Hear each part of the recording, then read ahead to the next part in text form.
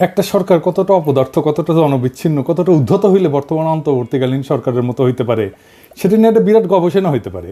আপনি মন্ত্রিসভার সদস্য বাড়াবেন, ভালো কথা, তো এমনভাবে বাড়াইবেন যে একটা উৎসাহ উদ্দীপনার সৃষ্টি হবে গোটা জাতি জুড়ে, গোটা দেশ জুড়ে। তা না, উপদেষ্টা বানাইলেন, সারা দেশে সমালোচনা। তার মানে বুঝছেন তো, এই প্রফেসর ইউনূসের সরকার এটা মাপার মতো অবস্থায় নাই যে কোন সিদ্ধান্ত নিলে কি প্রতিক্রিয়া হবে। আপনারা এর মধ্যেই জানিয়েছেন যে 3 জন উপদেষ্টা শপথ হয়েছে, এর মধ্যে 2 জন উপদেষ্টা নিয়ে ব্যাপক সমালোচনা হয়েছে, মিছিল টিছিল হয়েছে। না, আমরা করি নাই, ছাত্ররাই করেছে। প্রথমে আসি শেখ বসিরউদ্দিনের কথায়।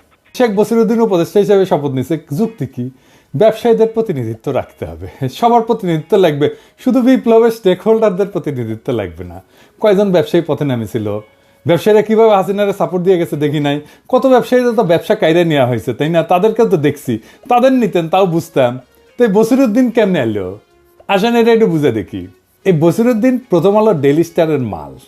এন কইবেন যে দাদা খালি আপনি প্রথম আলো ডেইলি স্টারের পিছে আঙুল দেন, কেমনে বসিরউদ্দিন প্রথম আলো ডেইলি স্টারের মাল হইল? এরে ফিট করেছে ডেইলি স্টার, এর গ্রাউন্ড তৈরি করা হয়েছে তার আগে।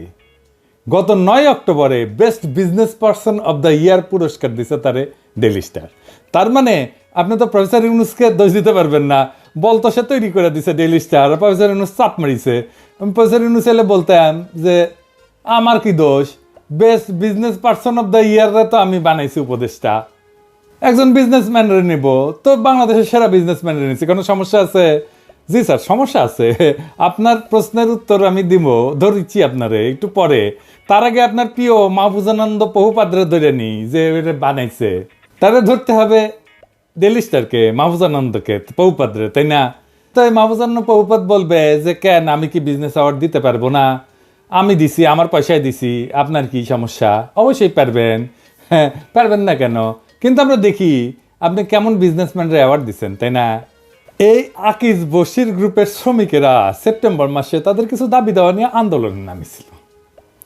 এক পর্যায়ে এই পাটকলের অফিসে হামলা হয়। শ্রমিকেরাই করে বোধহয়, বা কে করে, দুষ্টু লোকেরাও করতে পারে, কেউ জানে না। তারপরে অনির্দিষ্টকালের জন্য পাটকল বন্ধ করে শ্রমিকদেরকে বাইর করে দিছে। এক একজন অনেক দিন ধরে ছিল। আপনি দেখেন তাদের কান্নাকাটি, কি অবস্থা, তাদের বাস্তবিটা ছাইরা তাদেরকে চলে যেতে এবং বেতন না দিয়া তাদেরকে তাড়াই দিছে। দেখেন, আমার কথা শোনার দরকার নাই, আপনি শুনেন তাদের মুখেই। হঠাৎ করে এখন মিল্লা বন্ধ করে আমাদের বাইর করে দিতেছে। আমাদের যিনি 43 বছরে আমার একটা সংসার, এখানে এই মালগুলি আমি কিভাবে নিয়ে যাব? এই তো হঠাৎ করে আমার পক্ষে সম্ভব হইতেছে না, এই সময়টুকু তো আমি পাইতেছি না। 20 বছর ধরে চাকরি করি, হঠাৎ করে আজকে এই অবস্থা হচ্ছে। আমরা তো কষ্ট চাকরি করে বাচ্চা করছে, এত কষ্ট আর নাই। আমরা কিভাবে চলবো, কিভাবে খাবো? আমাকে ছেলে মেয়ে জমে নেই, বাপ নাই, কিচ্ছু নাই। আঙ্গ টাকা বানা দানা কিছু দেয় নাই, বা কবে মিল খুলবো এমন কোনো নির্দিষ্ট টাইমও দেয় নাই। দেখেছেন, এই মালরে Mahfuzananda বহুপাত businessman of the year পুরস্কার দিছে। এবার আসেন প্রফেসর ইউনূসের কিছু কই। স্যার, আপনি এরে নিছেন, ভালো কথা, এরে পাট মন্ত্রণালয়ের দায়িত্ব দিছেন কেন? সে আর তার ভাইরা মিলে বাংলাদেশের পাটের ব্যবসার বেশিরভাগ নিয়ন্ত্রণ করে, এটা জানেন না আপনি? কনফ্লিক্ট অফ ইন্টারেস্ট বলে তো একটা জিনিস আছে। আপনারে আমারে এই জিনিস যদি ধরাই দিতে হবে, এটা তো আমি কোনোদিন ভাবি নাই। এটা তো কেলেঙ্কারি হবে আপনারে নিয়া। এইসব নিয়ে আন্তর্জাতিক মিডিয়াতে লেখালেখি হবে, আমরা না লিখলেও আওয়ামী লীগ লিখবে। আপনার আশেপাশে কি গর্দভ বৈশা থাকে? অবশ্য আমি জানি গর্দভদের জন্য আপনার অনেক মায়া, তাই আপনার আশেপাশে প্রচুর গর্দভ সবসময় থাকে। আপনি নিয়ে রাখেন গর্দভদের আশেপাশে। যাই হোক, আপনার নিজের ক্রেডিবিলিটি কিন্তু নষ্ট হইতেছে, এটা বোঝানোর জন্য বললাম আর কি। আপনার দেখার টাইম হয় না, এটা বুঝি, কিন্তু আপনার তো ক্যাবিনেটে আলাপ করতে পারতেন। আপনি তো ক্যাবিনেটে আলাপ করেন না, এটা আপনারও তাদের তো সহকর্মী হবে আপনার ক্যাবিনেট মেম্বারদের, তাই না? তো ভুলের সুযোগ কমে, সবাই শুনতো, কেউ না কেউ এই পয়েন্টটা ধরাই দিত। এবার আসেন ফারুকির প্রসঙ্গে। ফারুকি দাবি করেছে সে নাকি ফেঁচি বিরোধী লড়াইয়ে ছিল। হ্যাঁ, শুনেন।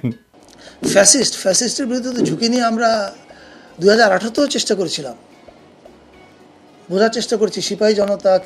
আসলে এটা তো বলা যায় না ভাই, আমি তো ফ্র্যাঙ্ক মানুষ। আমরা বোঝার চেষ্টা করেছিলাম যে সরকার পতন হবে কি না, আন্দোলন করছিলাম, কিন্তু পোস্টগুলো সবাই দেখবেন খেয়াল করে। হ্যাঁ, আমি না, সবাই করছে বাংলাদেশের মানুষ। এবার তো আমরা সবাই অল আউটে গেছি, এর আগে অল আউটে যাইনি, কারণ আমরা পারিপার্শ্বিক বাস্তবতা বোঝার চেষ্টা করছিলাম যে এই আন্দোলনটাকে আমরা কতদূর নিতে পারবো। হ্যাঁ, দাঁড়ান, হ্যাঁ দাঁড়ান ফারুকি হ্যাঁ হাইসানি হ্যাঁ মানে আপনি বুঝার চেষ্টা করেছেন পতন হবে কি না, হ্যাঁ ভাবতে হবে না আসিনাক আপনি হটাইছেন তাই না। 4 মাস আগে কোটা সংস্কার আন্দোলনের সময় একটা নিরীহ স্ট্যাটাস দিয়ে আসলে ডরে দিচ্ছেন মুছে, হ্যাঁ দেখেন সেটা নিউজে ছিল বলে। এই কলেজের জন্যিয়া ফেচি বিরোধী লড়াই করেছেন ফারুকি, হ্যাঁ শিল্পীরা মাঠে নামিছিল বৃষ্টির ভিজা, আপনি ছিলেন না। দেখেন কারা কারা ছিল, মামুনুর রশিদ, মোশাররফ করিম, আজমেরি হক বাঁধন, সাবিলা নূর, আশফাক নিপুন, নুরুল আলম আতিক, অমিতাভ রেজা, পিপলুয়ার খান, শিবু কুমার শীল, রেদওয়ান রনি, জাকিয়াবাড়ি মমো, সিয়াম আহমেদ, সোহেল মন্ডল সহ আরো অনেক তারকা। আপনি কুটি, আপনি তো নাই এটি, আপনি তো উঠে যাওয়ার সাহস করবে পারেননি। এখন করবেন জ্বর আসছিল, অমুক আসছিল, তমুক আসছিল, শরীর খারাপ ছিল, ওই উঠে গেছিলাম, এই সমস্ত করবেন। যাই কন বৃষ্টির ভিজা ভিজা আপনার কলিগরাই কাজ করেছে, আপনি তো করেন নাই।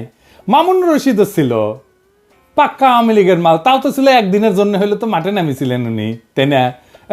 ডিম খেয়েছেন কয়েকদিন আগে উনি, সেই 2013-15 সালের স্ট্যাটাস দেখবার করছেন। তবে একটা ছাপাই দিছে সে, দেখি এনে ছাপাই দিছে কি চিনি, তার লেখা থেকেই দেখি লিখিচ্ছে, ফ্যাসিবাদের কালে যেহেতু দেশেই থাকতে হইছে, ফলে আমাদের বেঁচে থাকা ছিল বড় কৌতুকময়। সৌভাগ্য হোক দুর্ভাগ্য হোক, রাডারের নিচে থাকার কারণে নানা কায়দা কানুন করে বেঁচে থাকতে হইতো। সরকারের সমালোচনা করে একটা পোস্ট দিলে 3টা পোস্ট দিতে হইতো প্রশংসা করে। আবার সমালোচনারও কিছু প্যাটার্ন আছে, প্রধানমন্ত্রীকে বাইরে রেখে অন্যদের সমালোচনা করতে হইতো। তারপর ধরেন আপনার সিনেমা আটকে যাবে, যেটা আটকানোই অন্যায়, সেই সিনেমা ছাড়ানোর জন্য তদবির করবেন এবং ছাড়ানোর পরে ধন্যবাদ দেবেন। নানাবিধ কৌতুকময় ছিল এই জীবন। ভালো অনেস্ট কনফেশন, এটা আমি পছন্দ করি। তো আপনি তো এই কাম করেছেন তাই না? তা এই কাম করেছেন বিপ্লবী শাস্ত্র যান কেন? বিপ্লবীদের ইনকা করে লিখতে হয় না, বিপ্লবীরা মাথা দিয়া পাহাড় সরায় দেয়। তারপরে লিখেছেন ওরাও জানে, মানে আওয়ামী লীগ সম্পর্কে করছে, ওরাও জানে ওদের লুটপাট, টেন্ডার বাণিজ্য, চুরি চামারি, ব্যবসা কোনো কিছুর সাথে আমাদের কোনো সম্পর্ক নাই, আপনার কোনো চুরি চামারির সাথে সম্পর্ক নাই। কিন্তু ববিরা প্রশংসা করতে হয় কেন? কেন বলতে হয় ইস্যু অনেকগুলা, ববিরা প্রশংসা করে আরো পোস্ট দিচ্ছেন কিন্তু আমি দেখাইলাম না কেন, কারণ কি? ববিরা তালাইতে হইতো কেন? আপনার ববির কাছে যাইতে হইতো কেন? সম্পর্ক নাই বললেই হলো। মাইনে নিলাম যে আপনি ডরে একটা সমালোচনা করে লিখলে 3টা প্রশংসা করে লিখতে হইতো, তাহলে 32 নম্বর নিয়ে কাইন্দা বুক ভাসালেন কেন? কেন রে ঠিকঠাক করে দেওয়ার পক্ষে ওকালতি করলেন? উত্তর আছে ফারুকি। যাই হোক, এবার আসেন ফারুকিরা কেন উপদেষ্টা বানানো হইলো সেটা একটু দেখি।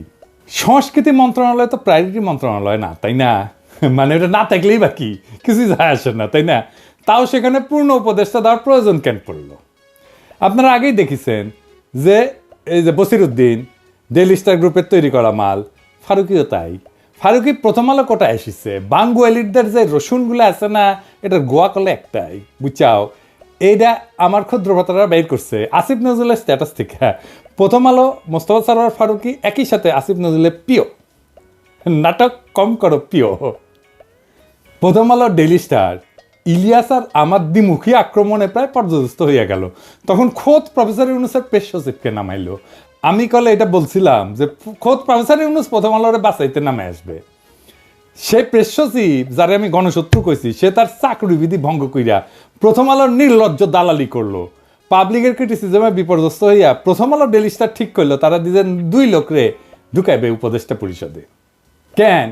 শুধু প্রথম আলো ডেইলি স্টারে বাঁচাবার লাগা না, আরো বড় উদ্দেশ্য আছে।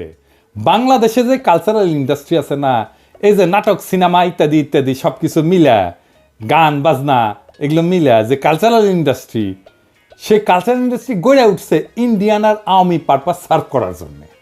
সেটা পুরা ধ্বংস হয়ে গেছে, এমনভাবে ধ্বংস হয়ে গেছে যে দাঁড়াইতে পারতেছে না। ইভেন এই নটনটিরা নাটক টাটক করতে পারতেছে না, অভিনয় করতে পারতেছে না, দাঁড়াইলে ডিম খায়, নাটক শেষ করতে পারে না, মাঝে বন্ধ করে দিতে হয়। শিল্পীরা অভিনয় করতে পারতেছে না, তো মারা পড়বে তো এরা খাইতে না পেয়া। তার সাথে ইন্ডিয়া তার গুরুত্বপূর্ণ একটা স্ট্র্যাটেজিক অ্যাসেট হারাবে। তাই ফারুকিকে সেট করা হয়েছে এই ইন্ডিয়ান স্ট্র্যাটেজিক অ্যাসেট যেন রক্ষা পায়। দেখেন ফারুকির নিয়োগে গর্ত থেকে গলা তুলছে চঞ্চল চৌধুরী, দেখেছেন? অভিনন্দন জানাইতেছে, মুন্নি শাহ অভিনন্দন জানাইতেছে। তার মানে কার লাভ হয়েছে? কে উৎসাহিত হয়েছে? বুঝছেন তো?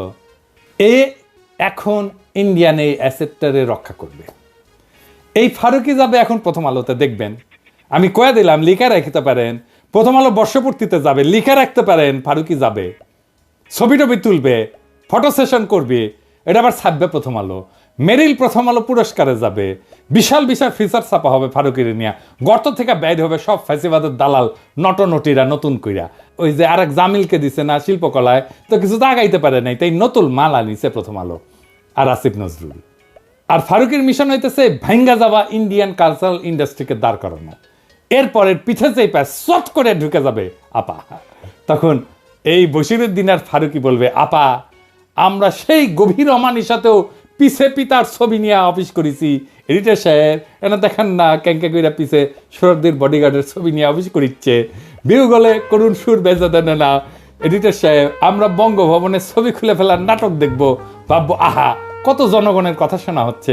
এই ফাঁকে ফারুকি 32 নম্বরের সংস্কার সেরা ফেলবে, দেখবেন 32 নম্বরের কাজ করিচ্ছে, পরিষ্কার হচ্ছে, সবকিছু নতুন করে পরিষ্কার হচ্ছে, লোকজন বসিচ্ছে ওর মধ্যে। দেখবেন কেন 32 নম্বরের যে ট্রাস্ট ছিল, যে ট্রাস্টের খরচায় চলতো, যে ট্রাস্টের আয় দিয়া চলতো, সেই ট্রাস্টের হিসাবপত্র এইটা কেন অডিট করা হইতেছে না, কে কে দিছে ওইখানে টাকা। হাসিনা যেগুলো থেকে মাল টাল খাইতো না, সেগুলোর সেই মালগুলারে কিছু টাকা দিতে বলতো ওই ট্রাস্টে, এই জাদুঘর ট্রাস্টে, তাই কারা কারা ওইখানে দিছে ওইটা অডিট করতে হবে।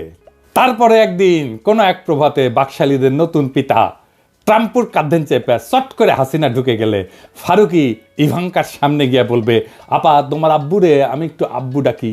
হিন্দুত্ববাদী ইন্ডিয়ান লেসপেন্সার ফারুকি চোখের পলক হইয়া যাবে ওয়েস্টার্ন লেসপেন্সার। এইভাবে ইন্ডিয়ার ওয়েস্টের যৌথ প্রযোজনায় বাঙ্গুল্যান্ডের ইসলাম কোম্পানির মিশন চলতে থাকবে। আবার ফারুকির বাচ্চা কাচ্চাদের টাইম গড়াবে, ফারুকির বাচ্চা কাচ্চারাও বিপদে পইরা কান্দিবে, আর আমাদের দরিদ্র জনগোষ্ঠীর পোলা মাইয়ারা আবার রক্ত দিয়া মুক্ত করবে দেশ। রক্ত দেওয়ার হিম্মত না হইলেও আবার দেশের মাথায় গিয়া বসবে বাঙ্গু এলিটেরা। এই চক্কর থেকে আমাদের মুক্তি নাই যদি না বাঙ্গু এলিটদের এই রাজপ্রাসাদগুলারে জ্বালায় দিতে না পারেন। আপনাদের পোলা মাইয়াদের শিখাইবেন প্রথম রাতেই আনন্দ উৎসবে নাম এইটা ক্ষমতার দখল নিতে হবে, শুধু গণভবন না বঙ্গভবনেরও দখল নিতে হবে। ক্ষমতায় বসাইবেন দরিদ্র মানুষকে, নিজেরা বসবেন ক্ষমতায়। যতদিন গরিব মানুষের সরকার প্রতিষ্ঠা না হবে ততদিন আমাদের মুক্তি নাই। সেই দিন আমাদের আসল মুক্তি, কারণ দেশের ভার, পতাকার ভার বইবার শক্তি আছে ওদেরই। তার মানে বুঝেছেন তো, আমাদের বিজয় কলে সম্পূর্ণ হয় না। তাই আমরা যে প্রোফাইল লাল করছিলাম ফেসবুকে এঙ্কা কইরা সবার ফেসবুক লাল করবেন, তার মানে হইতেছে আমরা মনে করি বিপ্লবের বিজয় সম্পন্ন হয় নাই, আমাদের লড়াই চলবে। ইনকিলাব জিন্দাবাদ।